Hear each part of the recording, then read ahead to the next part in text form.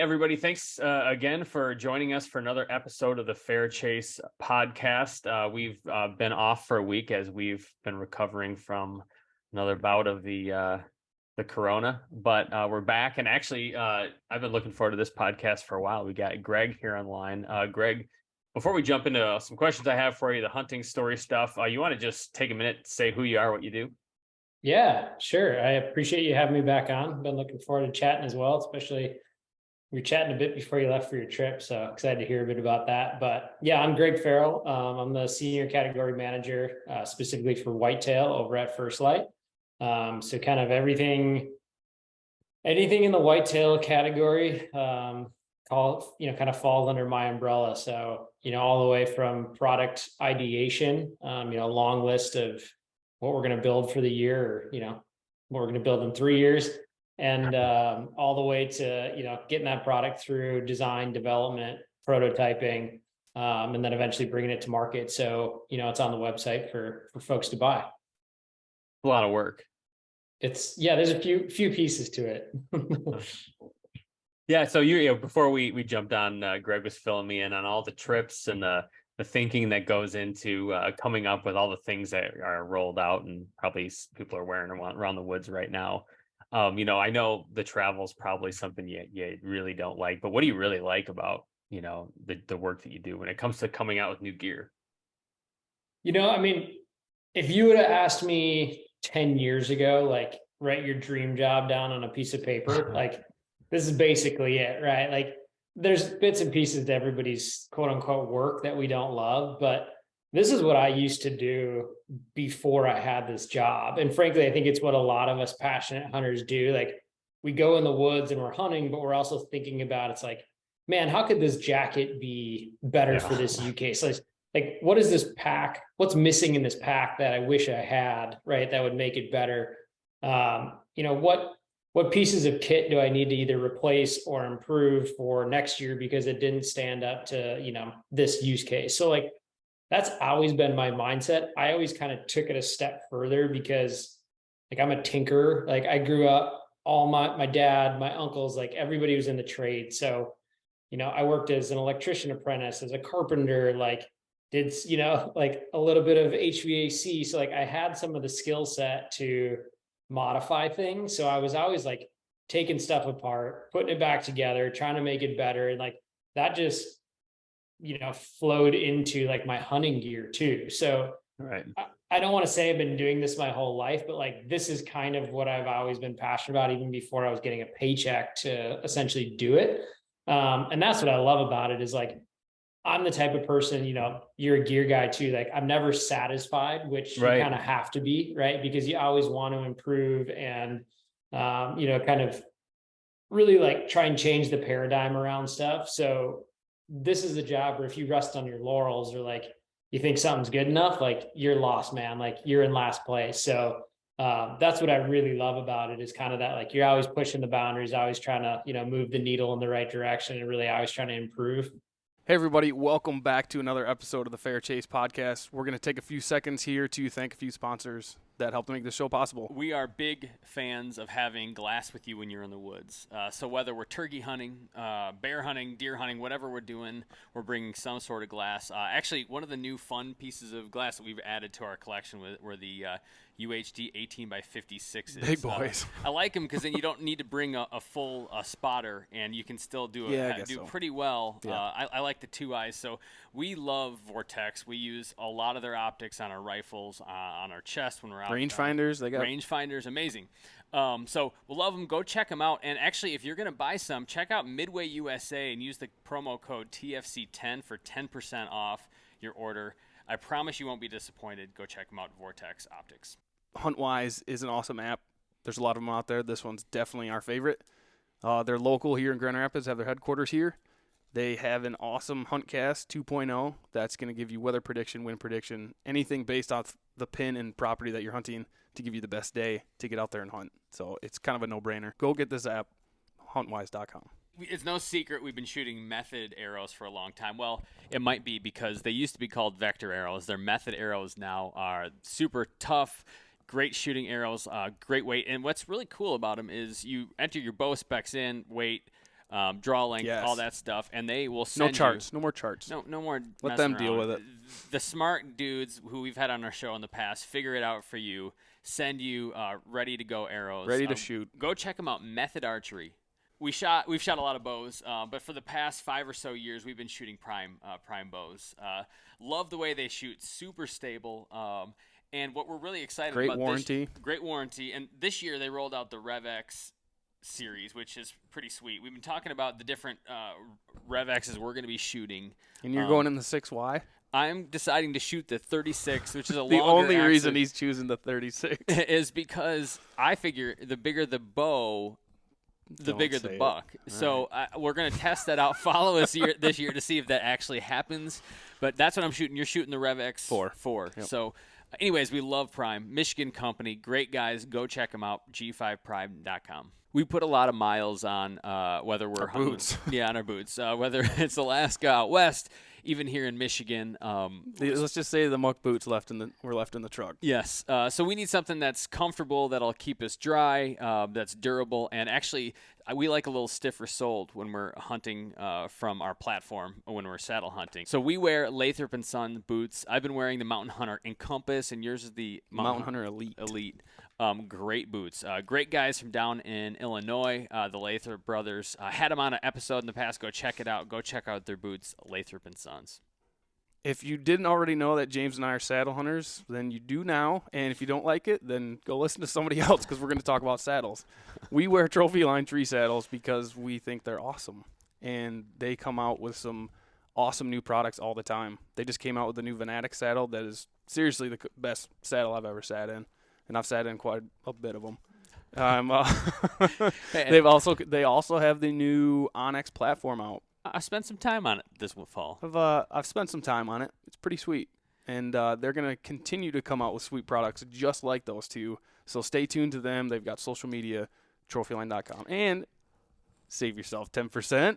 TFC 10. It's no use having an awesome bow if you don't have great accessories. So sights, stabilizers, things like that. And so that's why we chose to work with Redline Bow Accessories. And so those guys are coming out with amazing new things, whether it be new stabilizers or sights like this. If you're watching on our YouTube or video podcast, this new torch sight. So we're huge fans of this sight. Double pin. You know what? Go check out our past episode with them or check out their website. There's a ton to like about this site. Their stabilizers are great, and actually some of their quivers are incredible. Yes. So go check them out. Listen to the last episode we did with them. Oh, and save yourself 10% with the code TFC10. Yeah, I like gear. I love to mess with it. I've tried. This drives Jared crazy, but like I'll own gear very short periods of time before I like swap it out and I'm trying something new. So like, you know, for people who follow us, like I'm telling you, I have a pretty like my advice is good advice because I've tried a lot of stuff, and my wife would be upset to hear this too because she's always like, "Why did you spend $20 in shipping?" And I'm like, "Well, you don't understand because what I did was I had gear that I sold on Rockslide that actually paid for new gear." And you don't understand, actually, we're breaking even. And really, the knowledge that I'm gaining from this is actually worth it all. So really, it's a net gain. So anyways, I very much, it resonates with me, except I don't have I have no ability to tinker myself. So if like anything breaks in my house, like you'd be the guy that I'd basically be calling. It's like, I don't know how to fix anything. Dude, you like hearing you say that, it's so funny to me because there's this like running kind of like joke amongst like my group of friends and especially like their wives, because it's like they see how many Venmo transactions there are between like my buddies and me. Cause I'm the same, like I'll buy stuff and like, maybe I have it for a week and I'm like, hey, this thing's sweet. Yeah. It's just like, it's not what I thought it'd be. So like, I'll sell it to one of my buddies. So it's like, Yeah. They haven't bought anything like new or like from anybody directly in like 5 years. Cause they just always like literally they'll text me and be like, hey, what bow are you selling this year? Like, you got a vinyl harness you want to sell? You know, it's like, yeah, that is I'm the same, goes the same way. I feel like we're good friends to our people, man. Like they should be, exactly. you know, we're good people to keep around. No, I like that. And that's so it's always fun to talk to gear guys too, because obviously, I mean, it doesn't replace the woodsmanship. The thing that I still love most is just to be in the woods, hunting and learning and so on. But But man, if you could figure out that secret combination of layers that you're quiet and warm, no matter what happened or whatever it is, like I'm all about it. And so yeah, it's fun to talk to people like you and like share it's similar situations. Like I have gear for a little while, it goes in and out. But you do get to try a lot, and that's a lot of fun too. So For sure. And like, I mean, I couldn't agree with you more. I don't, no amount of gear is ever going to replace like time in the field and knowledge, around woodsmanship. And I think I do it because it's fun and I enjoy it. I also like, I am a firm believer that all of these things are incremental percentages, right, in the yes. right direction. Yep. And, a new bino harness that has like some different functionality, like, is that going to be the difference maker for me, on any given year? Absolutely not. But, if every little thing is like, a tenth of a percent or a half of a percent, or maybe even 1%, like you put 20 of those things together, right? And like you have moved the needle in the right direction. Again, it doesn't replace like the foundation, but I do think like when we get into kind of like clothing systems and weapon systems and, Yep. gear in general, like we do have the ability to at least stack the odds in our favor a bit. Yeah, I mean, and that's what it's, man, a lot of it's like, oh, a little here, a little there. Just clothing alone, I think last year there was I did, I think it's 60, 70 days like whitetail hunting, but like there was a stretch where I did like 30 days in a row. And maybe at the beginning, it's like if every weekend or something going out, the clothing is always important, but it's like, I can get by, I can be cold for a morning. But if you're like in the winter and you're hunting every single day, like a little bit of warmth over every day for a month is a huge deal. Like because it's like sometimes you go out, it's like I love to hunt, but it is hard to get out of bed in the morning. Like it's freezing rain outside and I've been doing this for a couple weeks. So like that little incremental bit, both in like maybe you're a better hunter or you can stay out longer or you sit more still or you're just like focused after a bunch of days sitting out there. It's like it does make a difference. Yeah, I mean, I don't know about you, but like I'm the guy that, very rarely kills on the first day. Like for whatever reason, Yeah. like Yeah.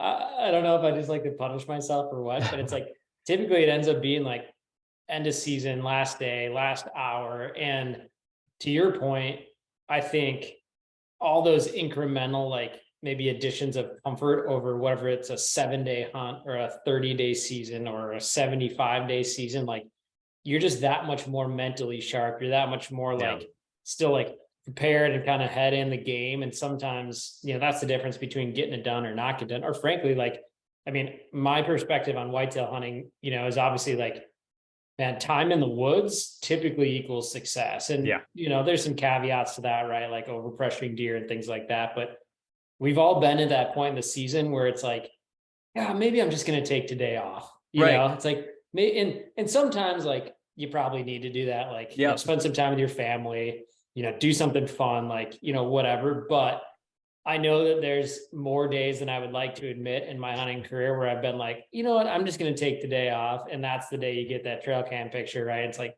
God, I should have been in the stand. It's even like, well, I've been out here an hour and a half, like sun's coming up. I got work to do today, whatever. I think back to when I was probably like 14, 15 years old, rifle season, and it was like 9:30 or something like that. And I'm like, there are I didn't have a phone. There's nothing like, you don't know if anybody's going in or not out. We didn't have our walkie-talkies with us. So I remember sitting there thinking, I don't know. I guess I'll walk in. I started walking in, taking the road up, and somebody comes and grabs me, and we have to go back from where I came to get somebody else. We drive past my stand, which I was kind of right along the road, and sure enough, like after I left, a giant buck went through. It's like I think back to that. Even a couple years ago, did the same thing in Wisconsin. Actually, hunting out there, and it was super cold and snowy. And finally, I'm like, man, I need to get up for a little bit and just walk. We're gonna head and check someplace out, and nothing's moving. A lot of snow had been dumped down, so we go and check it out. We come back, and literally you could see a buck was cruising. It went right underneath my tree. You could tell it was sniffing around. It took a couple bounds and then just kept walking like I would have smacked it. Mm-hmm. And so, yeah, it's kind of important. That's, It's that Murphy's Law, man. Yeah. You know? And I'm always in the wrong end. What's the opposite of Murphy's Law? I want that. Yeah, It's like me too. anything that could go right does go right. That's what I want. The Jimmy's Law.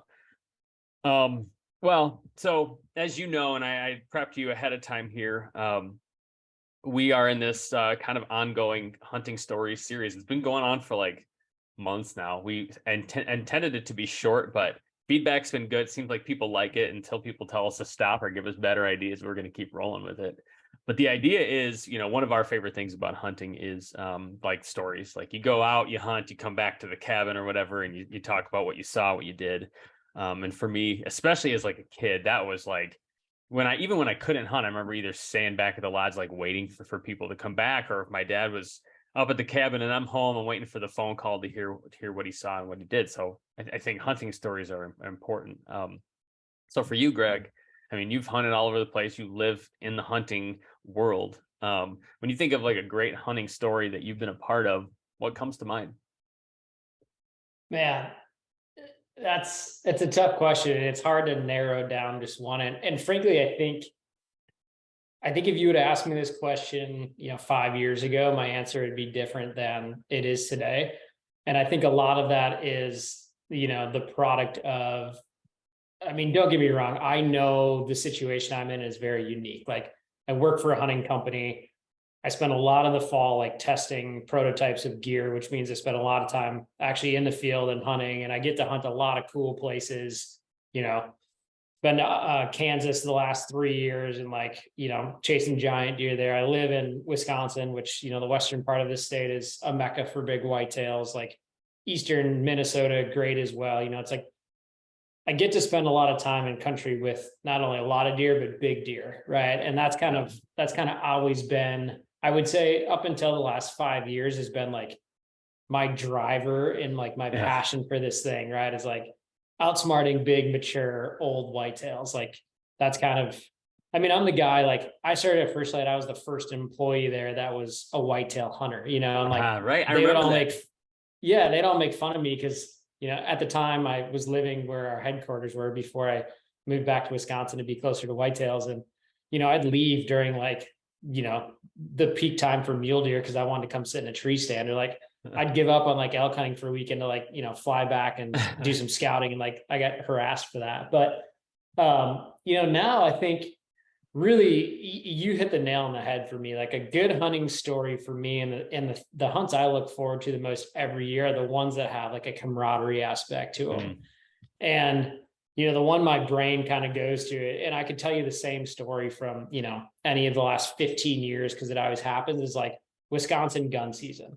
Okay. And I'll be the first to tell you, like, I'm an archery hunter, I am, at the end of the day, I don't really care about killing a whitetail deer with my rifle. Nothing against it. I participate in it. Like, right. I'm talking to you about the gun season. It's just like, for whatever reason, like archery has always tripped my trigger. But for gun season, we have this tradition, and it's probably been 15 years now. Like we go northern Wisconsin where the deer density is very low, right? There's a ton of hunters. Like, you hear stories about the Orange Army, right? Like that's where it exists. We hunt public land.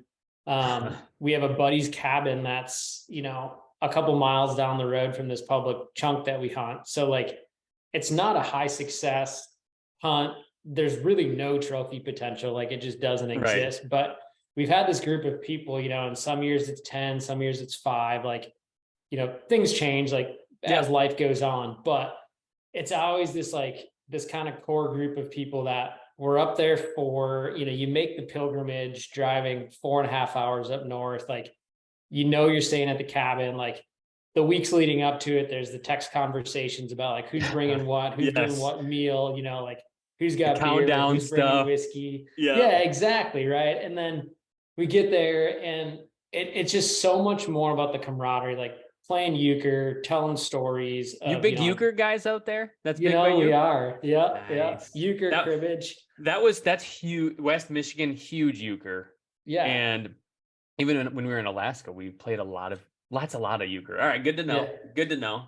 Well, it's funny because growing up, like Sheep's Head was like the thing, like my family played that card game and I kind of learned it, but like never really got into it. And then when I went to college, I had some buddies that we started playing euchre together, which they call like, Euchre's like the dumb man sheep's head. So Yeah. I picked up on it pretty quick. But anyways, and it's like, we might kill a couple deer. Like, we typically shoot a few does and put some meat in the freezer, which is great, and we spend the time like processing the deer together.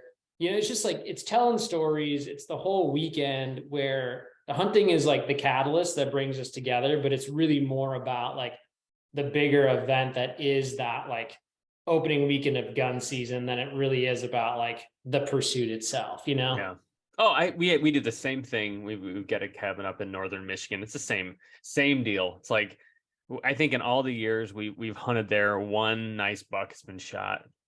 And that nice buck was maybe in this area during this kind of get together of guys, maybe 110 inches, like it was just, but for us, when that happened, that was I will always remember that day when he shot that buck, because it was, again, it's the one time in like 30 years that we've been doing it. That any nice deer's been taken out of there. But like the cool part is you get all the boys and together, and you're, they're young guys with old guys, you're mixing, you're kind of learning how to be a man a little bit, how to talk, how to think, how to be out in the woods, what not to do, because you'll get, obviously, a little like hazing for going in too early, or all that stuff that goes with it. So no, that rings true, especially, I mean, Michigan and Wisconsin, very similar, like hunting traditions, I would say, For sure. And I think for me too, like it's a good refresh like every year, because we don't run trail cameras up there. Yeah. We don't hunt up there other than opening weekend. So, it's a giant parcel of public. Like I try and like, bop around and be mobile and like check out a new spot every year, just because like that's what I enjoy doing. But like the expectation's always low. Like you kind of take the technology aspect out of it. We spend so much time every year, like scouting deer, prepping, our parcels for hunting deer, like putting all this time and effort into like all these things to try and tip those odds in our favor. And don't get me wrong, like that's still what I love to do. But like, I think it's also a good refresh of like a good reminder of like, what is this really about? Because I mean, there's a lot of cool hunts, all over the US that we get to do every year. And like, I wouldn't trade those for anything, but for some reason, like those memories seem a bit more fleeting, where something like this just seems like a bit more permanent. And it's a good way to like maybe connect with why we all got into this like hunting thing in the first place. Yeah. So I would imagine you got like family that go, or friends, or who's all up there. Yeah, it's a mix. Like, it's family, it's a group of core friends that I've known since middle school, like their dads. Every once in a while, it's like, a cousin of the one family comes, or, a buddy of that buddy comes because he didn't have a place to go that year. Or like, a few years, like 3 or 4 years ago, like my brother-in-law came, who had never hunted before, Cool. decided to take hunter safety, like wanted to participate in the thing. And like, I didn't even carry a gun into the woods the entire weekend. Like I just went and sat with him, so it's like, it's this hodgepodge of like hardcore hunters, like, newbies, like some misfits, like mixed in between there. It's just like, it's always what a fun. good way to just bring people in. And I mean, regardless if you wanted to get them in hunting or just make them feel like included into something, man, we did the same. It's the same thing. And we're to the point where when I joined, I was allowed to go a little earlier prior to when I could hunt by myself. So I probably started going when I'm like 11, 12, hunting with a rifle in Michigan is 14, or it was when I was, I don't think it is anymore, but it was when I was a kid. But we've gotten to the point where the kind of the old guard is slowly dying. Like I think we're at least two down from the original, like from like the older guys. And so it's like weird to see like one group kind of now the older guys, and now I'm, and now my kids are coming, and, nephews and everything else. So it's funny how that works too, because there's like a cycle a little bit to it. Well, and it's amazing how fast that time goes, and kind of how much you forget, like how it changes too. Like one of my buddy's dad, who owns the cabin that we stay at, like he sent a picture, I don't know, probably 4 or 5 months ago. He must have been like going through his phone and found like one of the first pictures we took like the first time we did this deer camp up there, and like, I was a sophomore, I was a freshman in college, and it's like you look at kind of like what everybody looks like and who was involved. And it's like we were like the new young guys, like you were just talking about. Now it's like, there's our dads go, but other than that, like everybody else is like newer or younger than us, and there's families involved. Yep. And people have kids, and it's crazy how fast it goes. It's so good. It's such good stuff that I hate to see. I feel like there's just not as much of it around as there used to be. And man, it's just important for, I think, just society to work in general. There needs to be things like, it doesn't necessarily always need to be hunting, but like that community aspect where there's people looking out for each other. We just don't have that as much anymore. Totally. I mean, it's everywhere too, right? Like our jobs have become more remote. We've become more of a Zoom society. Like it's easier than ever to connect with people, but I think we've taken a lot of the like meaningful community connections out of life. And you're right, like it doesn't just have to be hunting, but like, man, the camaraderie around the 3 weeks leading up to that thing, and like the text chain, right? And then it's like going grocery shopping with your one buddy who lives in town, and then you're meeting up with the other buddy that's halfway up there, and he hops in the truck, and then you get there, and it's like you spend all weekend living, in this tiny little like cabin space and sharing the space. And it's not something we're forced to do a lot anymore, like in our modern society. And I think you're right. It's critically important. Yeah. The in-person stuff is huge. It is.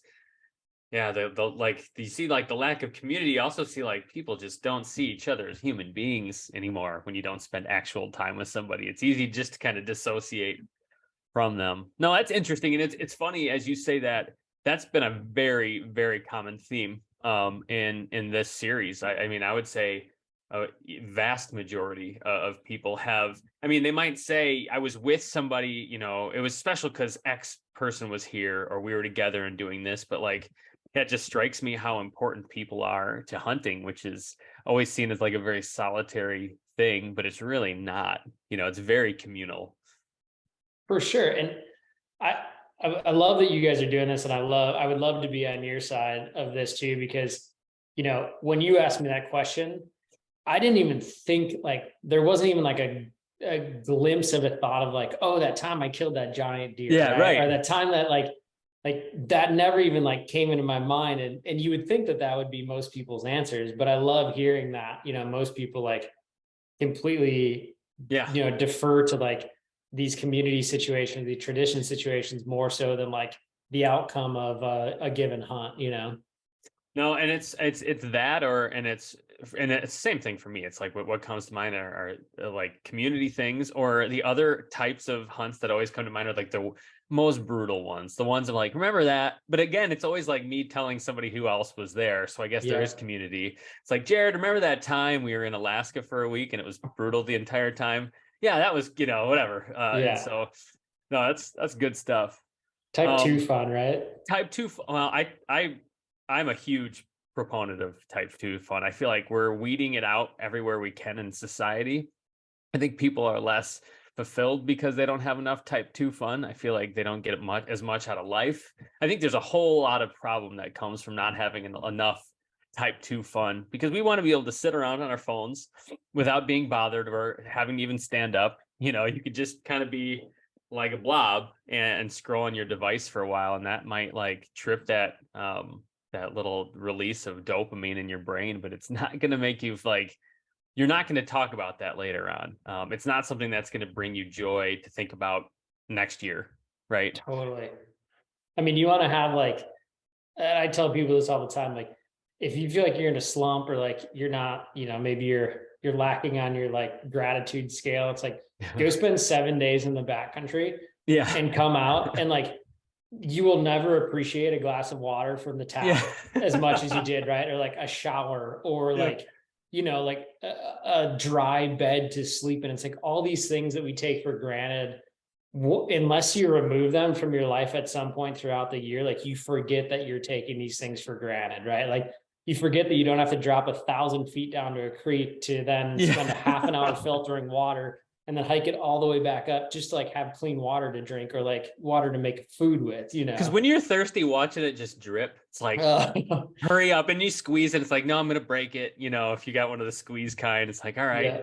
No, I could not agree more. And you come home. So for me, even I've got a wife and a daughter. I'll go on a big camping, hunting extravaganza trip where you're deprived of all the luxuries and the people that you like to be around. And when you're back, it's tough, but it's also really like it's good. You know, there's goodness to that too. So like all that hardship, there's very few things. I don't know of anything in life that's not pain, not like that comes without pain and is good. You know, Yes. a trial, Yeah. a trouble, and is actually a good. I don't know. I'm on the spot. Maybe I shouldn't have said that without thinking about it, but I'm pretty sure I can't think of anything, you know, really worthwhile there. It rings true with me. I mean, and my wife's great. She, you know, she's the one that's kicking me out the door sometimes. Like, you need to go do this. Like, you know, this is your time. Like, get out of here. Like, but I mean, I notice it's like you come back and you're a better husband, a better family member, a better friend. Like, you know, in those times where you don't have your phone to scroll through or distract you, or it's like I think your appreciation for what you have and the people you have around you, and, you know, all the good things that come out of that, like they just come to the forefront, where like so often in modern day life, like we're just so distracted and like those things just get suppressed and it's easy to forget about them. Man, you say phone, that's such a good point. When you're out there, I noticed that like if you have service when you're on a hunt, sometimes it's really nice in many like practical ways, but it's also like at the end of the night, I don't want to have the ability to throw on Netflix when I'm sleeping in a tent or something like that. You know, For it's sure. like I lost my phone in the river the other day, and it was like I was trying to figure out like how do I get by and do all the things I do for work and, you know, for the fair chase and all this stuff without a cell phone or like a smartphone. And I just could not make it happen. And then I was like, what life am I living where I have to, you know, where it's set up in such a way that I need it to just function? I'm trapped. Well, and then, you know, I'm sure it probably took you a couple days to get a new phone or whatever, but I feel like the longer that span goes, right? Like I was on a few hunts last year where it's like there's no service and like there's no way around it. And, you know, it's 7 days or, you know, call it 10 days. And the first 2 or 3 days, you're like, how, like, what if my boss emails me? Like, what if something comes up at work that I have to get? Like, what if somebody needs me? And it's like, okay, well, I have my inReach. So if it's an emergency, somebody's going to get a hold of me. Yeah. You know, and then like, other than that, it just like the longer it goes on, the more it dissolves away. Yes. And the more you realize where it's like, I've conditioned myself to think like, how can I do this stuff without it? But man, after 10 days, you're like, I actually don't really like the people that needed me got a hold of me on my inReach. And like the next time I went into town, I called them and we solved the thing that needed to be taken care of. Like, it didn't matter that I didn't get a text. It didn't matter that I couldn't check my email. Like some of that stuff, I don't think it matters as much as I think you're right. Teach ourselves it does, you know? Yep. I totally agree. No, it's a tricky world to navigate. But again, it goes to the importance of people, and it goes to the importance of like hunting is one of the things that brings people together, get you outside, get you away from your phone. I mean, again, I like hunting for so many reasons, and you can't pin it down to one, but for this reason alone, we're a community minus distractions, focus, you know, all these great things. It does it like very few things in life do, you know, maybe exercise, hiking and stuff like that is similar, but I like hunting. So, and it's not all negative either, right? Like we talk about community. I think there's a lot of people, like there's a barrier to entry for hunting, you know, that if you don't grow up with that, like in your family or in a friend group or whatever. And I think, you know, even like called e-community, whether it's podcasts or social media or, you know, whatever, like that can be that stepping stone that somebody needs who like wants to get involved or wants to learn. Like it can be their community. It's like there's some good with it too, but like absolutely, it's with anything, right? Like there's a balance that has to happen, and like you go too far to one side or the other of the spectrum, and neither is good. So I think like figuring out that balance is key. I totally agree. Yeah, because I use YouTube for tons of stuff. Like I learn so many things off YouTube, and you know, Jared's not here, so he can't say this, but he learns everything from me. So it's just like, you know, I taught him everything he knows. And then anything I don't know, I learned from YouTube. Of course. You know, of course. All right. Well, hey, we're coming up on time here. I appreciate you coming on and just talking, telling stories, and it's good to connect with you again. But I know you guys have stuff going on. So where can people follow like the work you're doing, especially in the whitetail side of things, and follow you and check FirstLite out? Where should they go?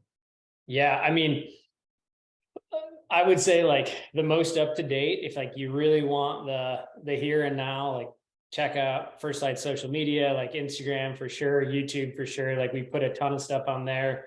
YouTube's cool because a lot of like the how-to videos, like the nitty-gritty, like tech stuff is going to end up on there. We do some limited series of like, surrounding like gear testing, things like that we put on there. I'm on social. It's just Greg Farrell. It's pretty easy to find. Like I'm not too active on there, but I am on there. So feel free to check me out there. But yeah, I mean, between that, you can sign up for a newsletter, get like the notifications and stuff from FirstLite directly. But we try and keep people as much as we can. Like, obviously when you're talking product development, there's some certain stuff that needs to stay under wraps for a certain amount of time, but we try and make stuff available in terms of like content and information as soon as we possibly can. So there's a pretty good stream of new stuff on those channels at all times.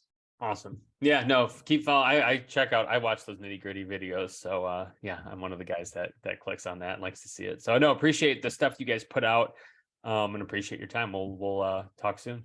Thanks for having me on, man. Appreciate it.